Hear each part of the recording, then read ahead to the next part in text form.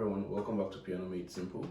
I hope you're all doing great and you're keeping safe during the COVID-19 pandemic. So I've not posted in a while to give you guys time to practice what we've done so far and to make sure at least there's a reasonable efforts being done in terms of what we've studied so far. So we can now go to the next stages and add one or two things to what we already know. So today we'll talk about the chromatic scale.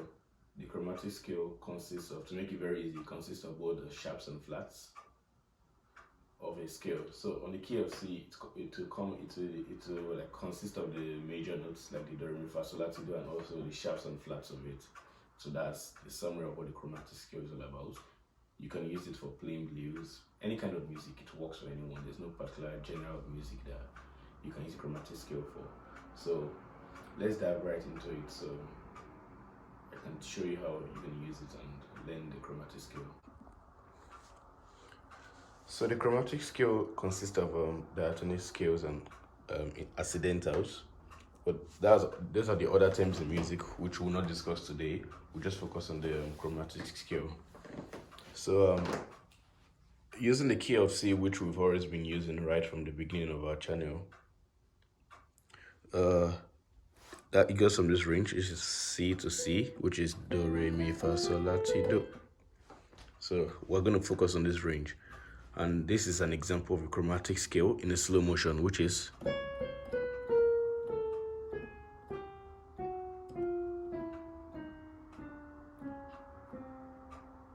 so again.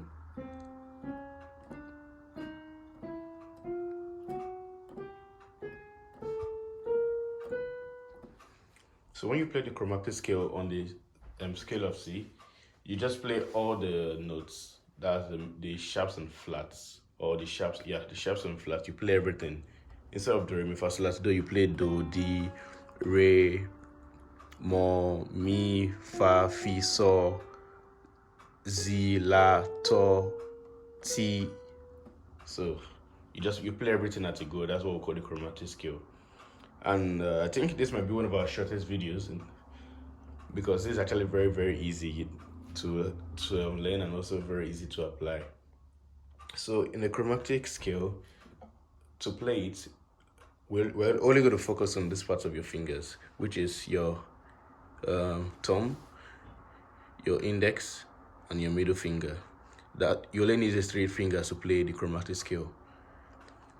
So I'm going to teach you 3 rules that you need to abide with while you're practicing to make this learning experience very, very easy. So for your thumb, always make sure whenever you are playing the chromatic scale, your thumb should always be on the white note. Your thumb should never touch the black note. If your thumb plays any black note, you know you're wrong. So you should always be on the white note. And I'll give you an example as I go. So look at when I run the chromatic scale. It goes like this. So you see my thumb never touches the black note. It has nothing to do with it. That's rule number 1. Why rule number 2? Your index should also play the white note when there is no black note in between it. So as you can see over here, when I start, I go with the thumb. There's a black note in between. I use my middle finger. I go back with my thumb because there's a black note in between. I use my middle finger. Then I go back with my thumb because there's a black note before it. Then I don't use my thumb anymore because why? There's no black note in here. So I have to use my index finger. That's where the index finger comes in. So when there's no black note at the front, when there's no black note at the back of the white, like something like this, when there's a space, when there's no black note differentiating, then when you put it that way, you use the index finger. So it goes like this.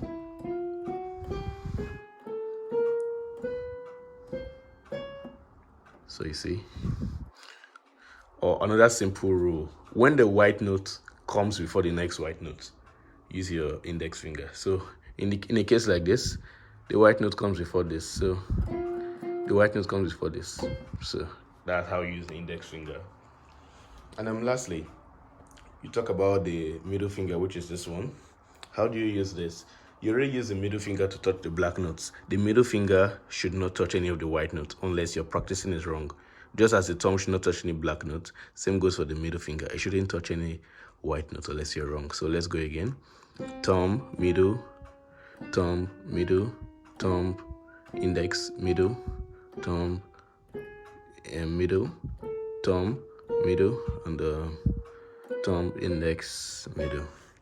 So with that, you've learned the chromatic scale. So the chromatic scale goes like this from year to year.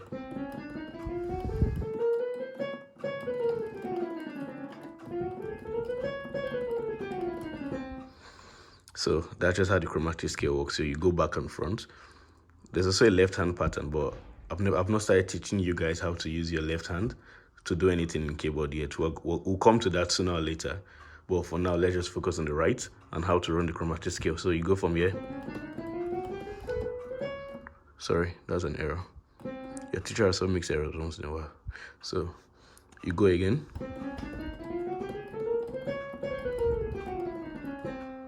So that's how you run the chromatic scale. I'll go again very, very slow.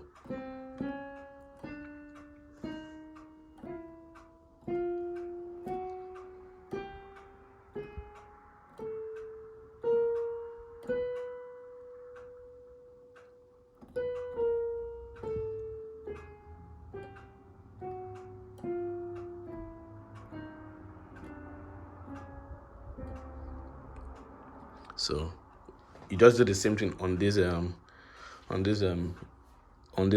interval. You go to the next interval and so on. So it's just the same thing you're doing, but just on different intervals. So at this point in time, now you've learned how to play the chromatic scale. It doesn't matter the key, even though you're on a different key, it's still the same technique. So but we're just using the key of C because you're starting from C. If it's on the key of C sharp, you start from here. So and so on. So now you've officially learned how to play the chromatic scale. So what you need to do is you need to practice every day. Try to devote like 1 minute or so. Just do that 2-3 times. Then over time you can move at very fast speed. So that's our lesson for today, and I hope you enjoyed it.